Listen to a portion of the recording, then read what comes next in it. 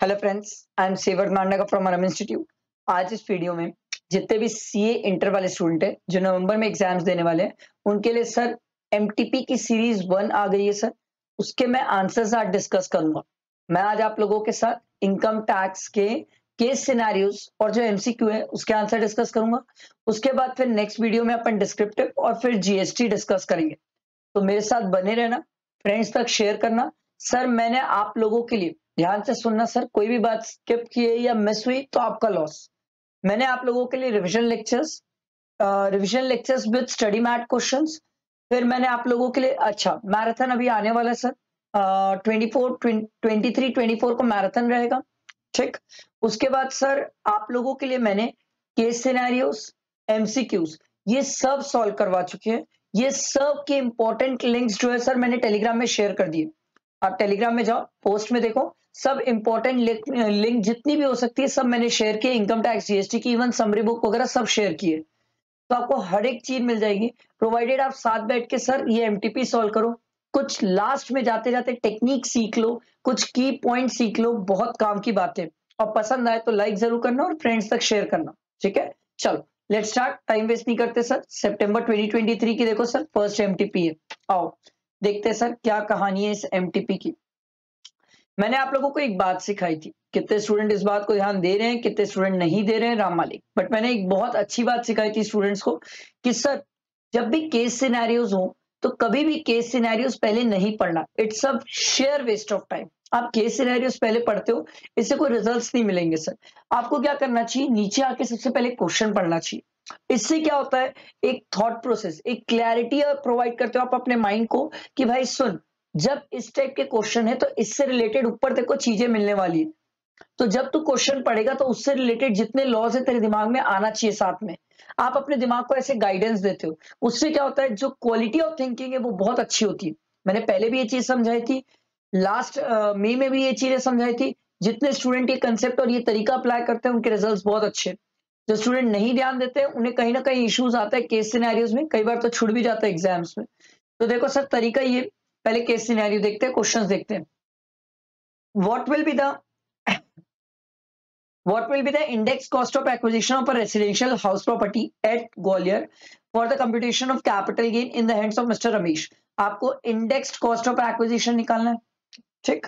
और दूसरा, amount of capital gain taxable, आपसे पूछ रहा है सर कैपिटल गेन कितना टैक्सेबल है in the hands of Ramesh for the sale of the residential house property at Gwalior. तो ऊपर इंडेक्स कॉस्ट ऑफ एक्विजिशन निकालना है, नीचे कैपिटल गेन निकालना है। Next, the amount of capital gain taxable for the assessment year 23-24 in the hands of Ramesh for the sale of residential house property at Mumbai। एक ग्वालियर की property हो गई, एक मुंबई की प्रॉपर्टी हो गई। ठीक है। Amount taxable under section 56, sir ये आईयूएस पे टैक्सेबिलिटी की बात कर रहे हैं, इन द हैंड्स ऑफ विशाल। ठीक है sir. What would be the amount of TDS available? TDS कितना एप्लीकेबल है in respect of sale of house property?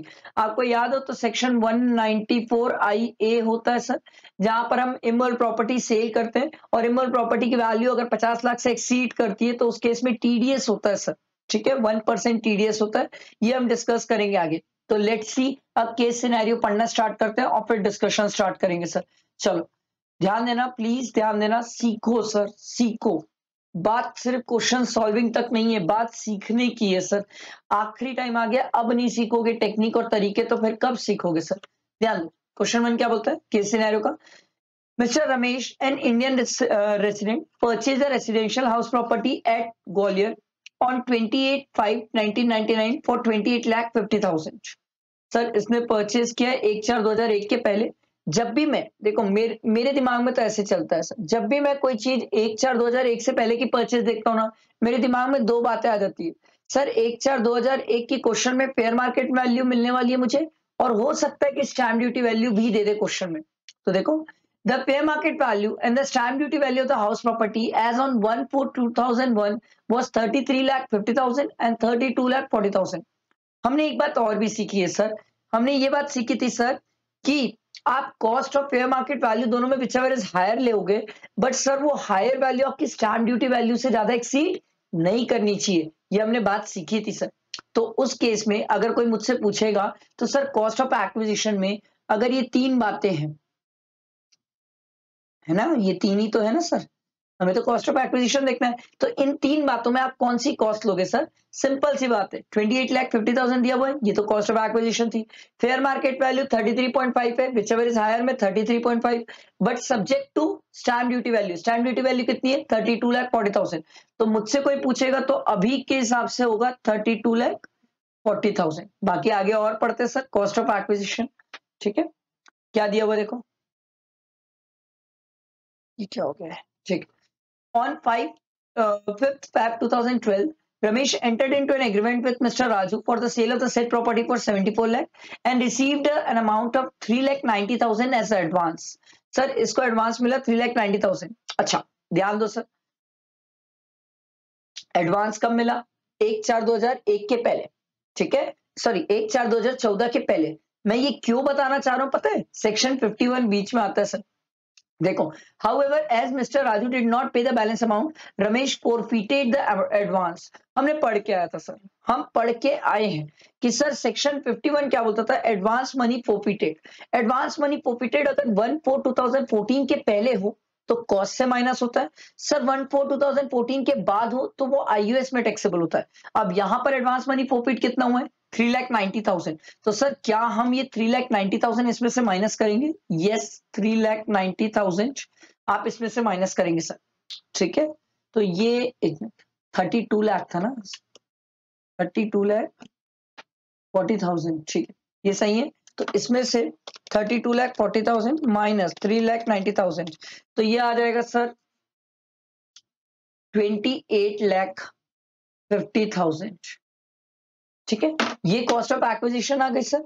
अपन को क्या चाहिए था? Index cost of acquisition. तो इंडेक्सेशन करने के लिए क्या कर लेंगे? सिंपल है सर, इनटू इनटू इनटू किस बेसिस में होता है सर? कि कब प्रॉपर्टी ट्रांसफर हुई है। देखो सर आगे कुछ दिया हुआ क्वेश्चन में, on 15/4/2022 Mr. Ramesh sold the house property for 2.10 crore when the stamp duty value of the property was 2.33 crore. Wow. Further, he purchased two residential house property at Delhi and Mumbai for 54 lakh each. दो घर purchase किया 54 lakh each के। वो तो बात का matter है, वो मैं आपसे बाद में डिस्कस करूंगा। बात ये है सर कि सर देखो प्रॉपर्टी 28/5/1999 की थी, बेचा कब है? 15/4/2022 को। तो हमारा प्रीवियस ईयर क्या हो गया? जिस टाइम सेल हुआ है वो हुआ है 22-23। तो उसका सीआईआई कितना है सर? 331। और बेस ईयर का सीआईआई कितना है? 100। तो हमारी इंडेक्स कॉस्ट ऑफ एक्विजिशन आ जाएगी 28,50,000 इंटू 331 डिवाइडेड बाय 100। तो ये आ जाएगा सर 94,33,500। ये हमारी इंडेक्स कॉस्ट ऑफ एक्विजिशन आ गई। पहला क्वेश्चन तो यही बोला था ना सर, आपको बोला था देखो इंडेक्स कॉस्ट ऑफ एक्विजिशन, तो ऑप्शन क्या हो गया? सी। अब उसके बाद इसने बोला था sir capital gain taxable for the sale of residential house property at Gwalior. अब सुनो आराम से, सर इसने घर बेचा है तो पहले आपके दिमाग में ये आना चाहिए सर हमने सी क्या है सर? सेक्शन 50C एप्लीकेबल हो जाएगा। और 50C ने ये बोला सर इसने बेचा है, ध्यान दो सर, सेल कंसिडरेशन है 2,10,00,000। आप क्या करोगे सर? इसमें करोगे 10% ऐड, तो ये कितना आ जाएगा? करना पड़ेगा, 2,10,00,000 में 10% ऐड किया तो ये आ गया सर 2,31,00,000। अब देखते हैं सर, हम स्टैम्प ड्यूटी वैल्यू लिखेंगे। सर हमारी स्टैम्प ड्यूटी वैल्यू कितनी है सर? 2,33,00,000। अब बात ये हो रही है सर क्या ये इसके बीच में कवर हो रही है? नो। क्या ये इससे ज्यादा एक्सीड कर रही है? यस। अब अगर स्टैम्प ड्यूटी वैल्यू 10% ऐड करने के बाद ज्यादा एक्सीड कर जाए तो उस केस में जो हमारा सेल कंसिडरेशन होता है वो क्या हो जाता है? हमारी स्टैम्प ड्यूटी वैल्यू ही सेल कंसिडरेशन हो जाती है। ठीक है, तो ये मेरा हो गया सेल कंसिडरेशन 2,33,00,000। ठीक, minus index cost of acquisition, ये तो आप अभी निकाले हैं सर, कितना था? 94,33,500 ना, 94,33,500। ये अपन माइनस कर लेते हैं, माइनस 2,33,00,000 माइनस 94,33,500। तो ये आ रहा है सर 138,665,000। ठीक है, ये आपका कैपिटल गेन आया है, अभी टैक्सेबल कैपिटल गेन नहीं आया, कैपिटल गेन आया है। अब बात ये होती थी सर, सेक्शन 54 आता था पिक्चर में, जहां पर हम घर बेच के घर खरीदते थे। अब कहानी ये थी सर वहां पर कि अगर कैपिटल गेन अमाउंट जो है वो अगर 2 करोड़ से कम हो तो उस केस में 2 घर की एग्जेम्पशन थी, और इस बंदे ने 2 घर लिया भी है।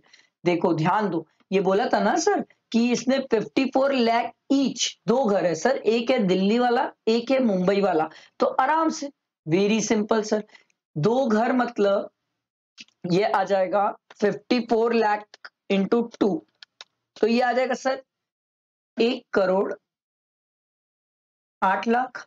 ये इसमें से माइनस कर लो सर, 54 की एग्जेम्पशन माइनस कर लो, तो माइनस करता हूं मैं, 138,66500 माइनस 108, तो ये आ जाएगा सर 30,66500। ये आ गया आपका टैक्सेबल कैपिटल गेन, ये आ गया आपका taxable capital gain. Very simple easy question, believe me ये क्वेश्चन हमारी बुक के, मैं जो अपने स्टूडेंट्स को क्लासेस में कराता हूँ उसी बुक के क्वेश्चन है। फिगर्स चेंज हुए हैं, सेम है, बाकी फिगर्स चेंज है, नाम तक कुछ सेम है सर, बस फिगर्स चेंज हो गए। अब फिगर तो चेंज करेगा ना, नहीं तो सर बच्चे तो रैंक ले आएंगे सर, ठीक है। चल ये सिंपल समझ आया सर, ये हमारा कैपिटल गेन निकल गया, टैक्सेबल कैपिटल गेन। अब आओ थर्ड वाले केस में, थर्ड वाले केस में क्या बोल रहा है ध्यान दो, the amount of capital gain taxable for the assessment year 23-24 in the hands of Mr. Ramesh for the sale of residential house property at Mumbai। तो मुंबई वाली प्रॉपर्टी बेचा है। आओ आगे पढ़ते हैं क्वेश्चन, यहां तक का यूज तो हमने कर लिया, आगे बढ़ते हैं। On 28/2023, Mr. Ramesh signed an agreement to sell the house property at Mumbai to his friend son Mr. Vishal for 58 lakh, from whom 19,000 was received in cash on 15/1/2023 as advance for signing the agreement to sale। मतलब date of agreement वाले दिन cash में ले लिया पैसा। ये इसने जिंदगी की सबसे बड़ी गलती की, क्योंकि सर अगर एग्रीमेंट वाले दिन अगर आप कैश में पैसा ले लेते हो तो सर उस केस में जो आपकी स्टैम्प ड्यूटी वैल्यू चेक की जाती, अब अपन स्टैम्प ड्यूटी वैल्यू कब की लेंगे, डेट ऑफ रजिस्ट्री की लेंगे, पहली इंपॉर्टेंट बात। दूसरी बात ये कि सर भैया हमने एक बात सीखी थी सेक्शन 54 में, हमने जो एग्जेम्पशन सीखी थी कि 54 की एग्जेम्पशन मिलती है, उसका लॉक इन पीरियड भी सीखा था 3 इयर्स। मतलब आपने जो नई प्रॉपर्टी ली है आप उसको 3 साल बेच नहीं सकते। अब इसने नई प्रॉपर्टी कब ली थी सर, देखो इसने नई प्रॉपर्टी ली थी सर 28/8/2022 को, बेच कब दिया सर 28/2/2023, कितने महीने बाद बेच दिया, ये बेसिकली 5 महीने, 5 महीने में ये प्रॉपर्टी बेच दिया। तो बात ये है सर 2 साल 3 साल तक ये बेच नहीं सकता था, 5 महीने के अंदर प्रॉपर्टी बेच दिया है। इस केस में हमसे क्वेश्चन में क्या पूछा है, आओ amount of capital gain taxable पूछा है सर, कितना कैपिटल गेन टैक्सेबल होगा, तो सिंपल सी बात है, एक तो इसने बेचा कितने में 58 में, 19,000 कैश में दे दिया, तो सर अब जो स्टैम्प ड्यूटी वैल्यू लेना है कब की लेना है, डेट ऑफ रजिस्ट्री की लेना है। Sale deed was registered on, देखो आगे दिया हुआ है, sale deed was registered on 33/2023 on the receipt of the balance amount through account pay cheque from mister Vishal, मतलब बाकी पैसा चेक से दिया है। The stamp duty value of the house property at Mumbai on 28/2023 was and 33/2023 was 61 lakh और 64 लाख। हमें कौन से दिन की देखना है सर, हमें तो सर डेट ऑफ रजिस्ट्री की देखना है, तो डेट ऑफ रजिस्ट्री की कितनी है 64 लाख।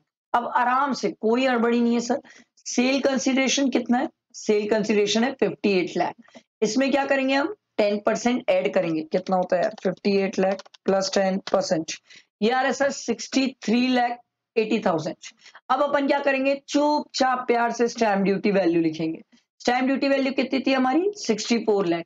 अब हम चेक करेंगे क्या ये इसमें बीच में फॉल करती है, नो सर, क्या ये इससे ज्यादा है, यस, तो उस केस में क्या होगा, हमारा जो सेल कंसीडरेशन होगा, क्या ये स्टैम्प ड्यूटी वैल्यू ही हमारी सेल कंसीडरेशन हो जाएगी, यस, यही हमारी क्या हो जाएगी सेल कंसीडरेशन 64 लाख। ये क्लियर हुआ। अब बात आती है माइनस कॉस्ट ऑफ एक्विजिशन। एक स्टूडेंट के मन में क्वेश्चन आया सर कॉस्ट ऑफ एक्विजिशन क्यों लिखे हो, क्योंकि शॉर्ट टर्म है। दूसरी बात ये सर हमने खरीदा कितने में था 54 लाख में, पर क्या हमने 54 लाख में जो खरीदा था वो पूरी एग्जेम्पशन क्लेम कर ली थी लास्ट वाले घर से, यस पूरी एग्जेम्पशन क्लेम कर दी थी। तो जो एग्जेम्पशन अपन पहले क्लेम किए थे अब वो एग्जेम्पशन अपन क्या करेंगे कॉस्ट में से हटा देंगे, तो हमारी जो अब कॉस्ट हो जाएगी वो हो जाएगी नील। तो उस केस में 64 लाख जो है, क्या ये पूरा का पूरा मुंबई वाले घर के केस में कैपिटल गेन आ जाएगा? यस, यही हमारा कैपिटल गेन आ जाएगा। Very simple, easy. आ जाओ सर। तो थर्ड वाले केस में हमारा कैपिटल गेन कितना है? 64। Amount taxable under section 56 subsection 2 clause 10 in the hands of mister Vishal if any.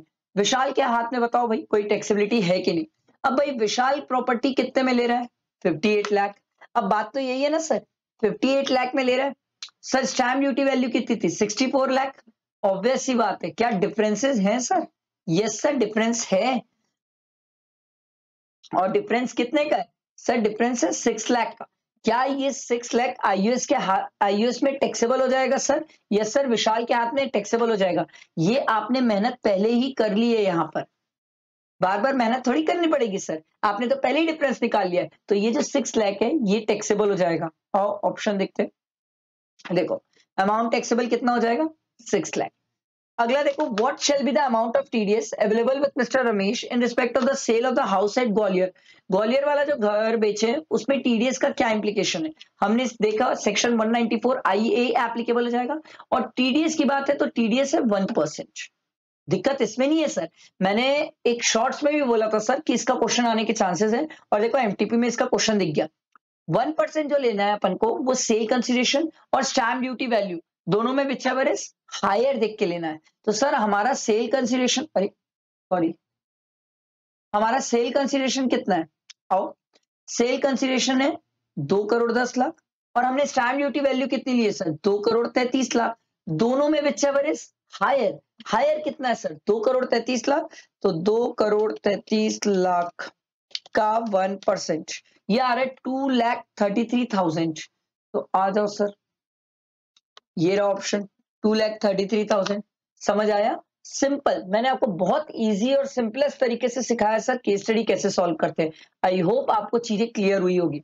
चलो आओ आगे देखते हैं नेक्स्ट क्वेश्चन। ठीक है, एमसीक्यू वाले कंप्लीट करें इनकम टैक्स के। देखो, मिस्टर मलिक एज 35 ईयर्स। पहले तो क्वेश्चन का क्या करना चाहिए अपन को? पहले अपन क्वेश्चन पढ़ लो कि क्या क्वेश्चन दिया हुआ है। Compute the total income of mister Malik and the amount of loss that can be carry forward for the subsequent assessment year. आपको बोल रहे टोटल इनकम बताना है और कितना लॉस कैरी फॉरवर्ड होगा। चलो आओ क्वेश्चन देखते हैं। Mister Malik age 35 years submit the following particular for the purpose of computing his total income. Income from salary computed दिया हुआ है, इट मींस 50,000 उसने पहले ही माइनस कर दिया है, दोबारा माइनस करने मत जाना। लॉस फ्रॉम हाउस प्रॉपर्टी दिया हुआ है 2,20,000। हमने एक बात सीखी है सर, आईएचपी के केस में जो लॉस होता है ना सर वो 2 ही लाख क्लेम कर सकते हो। बचा जो 20,000 है सर वो आप क्या करोगे? Carry forward. Very simple. तो ये 2 लाख का लॉस तो आप किससे क्लेम कर सकते हो? सैलरी से एडजस्ट कर सकते हो। तो आपकी सैलरी में अभी भी इनकम कितनी दिखेगी? 2 लाख की इनकम बच जाएगी सैलरी में। Very simple. ठीक, अगला, brought forward loss from let out house property for the assessment year 23 to 23 is 2,30,000।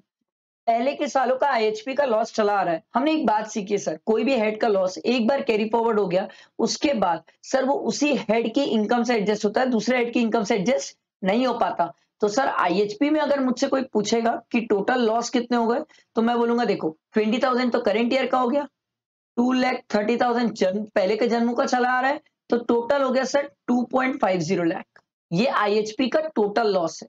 ठीक है, आगे देखते हैं। बिजनेस लॉस दिया हुआ है 1 lakh and bank interest FD दिया हुआ है, तो बिजनेस लॉस आप आराम से एडजस्ट कर सकते हैं। अच्छा, अब बचा हुआ बिजनेस लॉस है 20,000, क्या वो सैलरी से एडजस्ट होगा? नो सर, नहीं होता है एडजस्ट। तो सर 20,000 एक तो ये, और 20,000 का लॉस है सर, ये है बिजनेस लॉस जो आप कैरी फॉरवर्ड करोगे। ठीक, तो सर प्रैक्टिकली होना ही है, सैलरी की इनकम आ गई 2 लाख, आईएचपी में लॉस 2.50 कैरी फॉरवर्ड होगा और बिजनेस में 20,000 कैरी फॉरवर्ड। आओ ऑप्शंस देखते हैं। Total income of 2 lakh and loss from house property 2,50,000 and business loss of 20,000 to be carry forward to a subsequent assessment year. Sir पहला ही ऑप्शन सही है, पहला ही ऑप्शन सही है, तो दूसरा तो सही हो ही नहीं सकता, तीसरा हो ही नहीं सकता, चौथा तो नहीं आई थी, बकवास है। पहले ही ऑप्शन सही है। ठीक है, आओ नेक्स्ट क्वेश्चन देखते हैं क्या बोलता है, ध्यान दो। आपको बताना है as a tax consultant choose the correct answer. ठीक है भाई, देख लेते हैं क्या बोल रहे हैं। हमको तो मान ही लिया ना वो टैक्स कंसल्टेंट। देखो, mister Ramesh, Mahesh and Suresh jointly owned a flat in Mathura which was let out to Dr. Rajesh from 1/4/2022. The annual rent paid by Dr. Rajesh for the flat was 5,40,000. Okay, credited equally to each of their account. Sir तीनों के account में equally credit हुआ है, तो 5,40,000 divided by 3 कर लोगे तो हर के अकाउंट में 1.8 लाख क्रेडिट हुआ है। आप समझो, वो आपसे चेक कर रहा है, सर कौन सा सेक्शन चेक कर रहा है, 194I। अपन रेंट का पढ़ के आते हैं सर, जिसमें हमने लिमिट क्या सीखी है सर, 2,40,000 से एक्सीड करेगा तभी तो टीडीएस की इंप्लीकेशन आएंगे 194I में, प्रोवाइडेड ऐसे इंडिविजुअल एचयूएफ के ऊपर आएंगे सर जिनका बिजनेस का टर्नओवर 1 करोड़ से ऊपर एक्सीड करना चाहिए और प्रोफेशन के केस में 50 लाख से ऊपर एक्सीड करना चाहिए। अब देखो आगे इससे रिलेटेड कुछ और बताया क्या। Mister Rajesh approached his tax consultant to seek clarity in relation of the deduction of tax on the payment of the rent. He informed his consultant that he occupied such flat for this personal accommodation and his receipt from profession during the previous year was 58 lakh. As a tax consultant, choose the correct answer. एक पहला personal purpose के लिए तो sir TDS की बात ही नहीं आती है, पहली चीज। दूसरी बात सर प्रोफेशन का केस है और क्या बोलते हैं 50 लाख से एक्सीड कर रहा है तो 194I ही एप्लीकेबल है, वेरी वेरी इंपॉर्टेंट। उसके बाद अगला सबसे इंपॉर्टेंट होता है सर जो रेंट रिसीव हो रहा है हर पार्टी के हाथ में वो कितना रिसीव हो रहा है 1.8, ये सर 2,40,000 से एक्सीड नहीं कर रहा है, उस केस में टीडीएस का इंप्लीकेशन आएगा ही नहीं, आएगा ही नहीं। तो देखो options, no TDS is required to deduct it since the rental payments are towards flat occupied for personal purpose, ना ये पूरा करेक्ट नहीं है, कंप्लीटली करेक्ट नहीं है, ठीक है।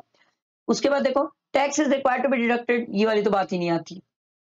No tax is required to be deducted at source since the rent collected to each co-owner is less than 2,40,000. Yes sir, less than 2,40,000 है इसलिए बच गए सर, इसीलिए बच गए, ठीक है। और उसके बाद अगला देखो no tax is required to be deducted at source since Dr. Rajesh gross receipt during the, sir ये तो बकवास है, हम 1 करोड़ देखते ही नहीं है, 50 लाख देखते सर प्रोफेशन के केस में, ठीक है। इजी क्वेश्चन था, सिंपल क्वेश्चन था। ये वाला क्वेश्चन तो सर हमारी बुक का है, मैं अपने स्टूडेंट्स को रेसिडेंशियल स्टेटस में क्वेश्चन करा चुका हूँ, तो मेरे को तो ऐसे ही क्वेश्चन याद है, बट स्टिल मैं आप लोगों के लिए एक बार पढ़ देता हूँ और बता देता हूँ। मिस्टर आपको ये बताना है, उसका रेसिडेंशियल स्टेटस बताना है मिस्टर आशीष। देखो mister Ashish is an Indian citizen and the member of a crew of an American bound Indian ship engaged in the carriage of freight in international traffic departing from Chennai on 25th April, ठीक है, during the previous year 2020. What should be the residential status? आपसे residential status पूछा है mister आशीष का। Assuming that he stayed in India for the last previous year preceding previous year 2023 is 365 days, मतलब previous year के पहले के 4 साल में 365 दिन, 365 डेज ये इंडिया में रहे। And last 7 previous year preceding previous year 2023 is 730 days, previous year को छोड़ के पहले उसके पहले के 7 साल में 730 डेज रहा है वो, ठीक है। तो सर वो कब ज्वाइन किया शिप में, 25 अप्रैल को। सर वो साइन अप कब किया शिप से, 24 अक्टूबर को। चलो सर आराम से डेज काउंट करते हैं कितने दिन होते हैं, अपन को अप्रैल से लेके अक्टूबर तक दिन देखना है क्योंकि इतने टाइम पीरियड तक ये बाहर था। तो अप्रैल के हो गए 5 दिन, मई के 31, जून 30, जुलाई 31, अगस्त 31, सितंबर 30, फिर अक्टूबर, ठीक है। अक्टूबर में आप 23 डेज लोगे। कारण है सर, कारण ये है सर, शिप के केस में जिस दिन इंडिया से जा रहे हैं शिप और जिस दिन इंडिया में शिप आ रही है वो दोनों दिन इंडिया में काउंट नहीं होगा, तो टोटल जब आप करोगे तो ये 181 डेज आएगा जो बाहर के, तो आप इसको 365 से माइनस कर लो, ये 184 डेज इंडिया में आ रहा है। सर ये सेक्शन 6(1) का एक्सेप्शन है जहां पर 60 के बदले 182 डेज देखा जाता है, तो ये प्रीवियस ईयर में तो 184 हो गया, प्लस उसके प्रीसीडिंग 4 प्रीवियस ईयर में सर ये 365 भी हो रहा है सर, तो ये रेसिडेंट तो है। अब ऑर्डिनरी की नॉट ऑर्डिनरी, सर ये ऑर्डिनरी रहेगा, क्यों, क्योंकि 729 डेज से ज्यादा इंडिया में रह रहा है सर, तो ये हो जाएगा ordinary resident. Simple easy question, ठीक है। आगे आओ। सर ये वाला क्वेश्चन तो मैंने मे की आरटीपी में भी सॉल्व कराया है, सेम क्वेश्चन है, सेम सेम। मेरे हिसाब से स्टूडेंट को अच्छे से प्रैक्टिस करके जाना चाहिए, क्योंकि एग्जाम में आने के इसके बेहद चांसेस है। देखो, Mrs Asha, aged 60 years and a non-resident in India, has a total income of 3 crore 20 lakh, comprising the long-term capital gain taxable under section 112 of 57 lakh, long-term capital gain taxable under 112A 65 lakh, and other income कितनी दी हुई है 1 crore 98 lakh. What will be the tax liability for the assessment year 23-24, assuming that she has not opted for the provision of 115 BAC? Very simple sir, very very simple. अच्छा याद रखना ये non resident है ना, तो non resident के लिए slab कितना लगता है 2,50,000। तो यहां पर वो आपसे ये चेक कर रहा है कि कितने लोगों को मे की अमेंडमेंट ये पता है कि 112A 112 111A तीनों को सर सरचार्ज के लिए 15% से ज्यादा नहीं देखा जाता है। ये बहुत अच्छे से मैंने पहले भी क्लासेस में सिखाया है, बहुत अच्छा, बहुत ही अच्छा क्वेश्चन है, क्योंकि मे की भी एमटीपी में है ये। तो सिंपल है सर, कोई रॉकेट साइंस वाला क्वेश्चन नहीं है। आप क्या करो 57 लाख, ठीक है, 57 लाख इसका 20%, ठीक, जो भी 20% आएगा उसमें प्लस कर लेना 15% सरचार्ज। उसके बाद कितना है 65 लाख, सर 65 लाख है, इसमें सर आपको 1 लाख की एग्जेम्पशन मिलती है, याद है 112A में 1 लाख की एग्जेम्पशन है, तो सर 64 लाख इसका सर 10% प्लस 15% कर लेंगे, ठीक है।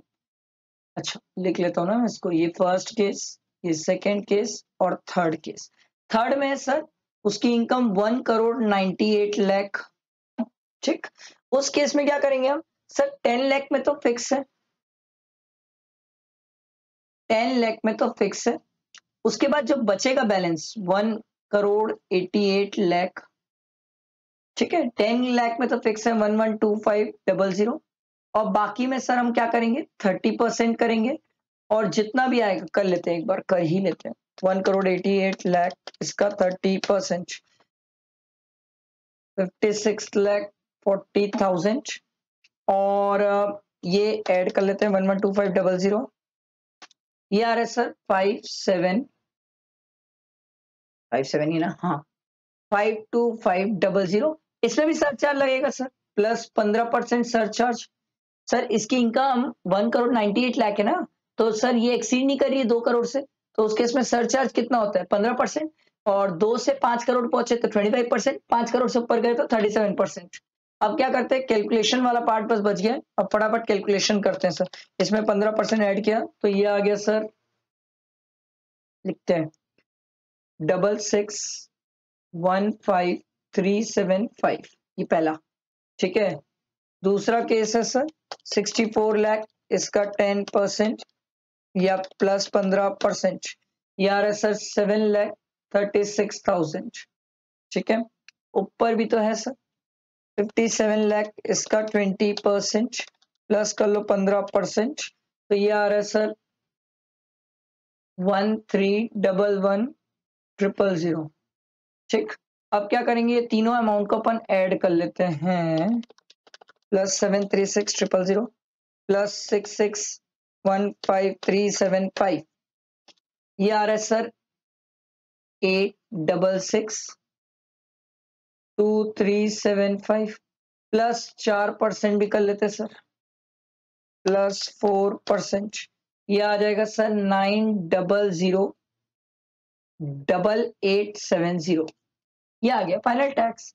सिंपल है सर, क्योंकि मैं मेन में कराया हूँ ये क्वेश्चन, मेरे को एग्जैक्टली याद है सर, सेम है, सेम फिगर्स भी बदला नहीं है सर, वही सेम क्वेश्चन दे दिया।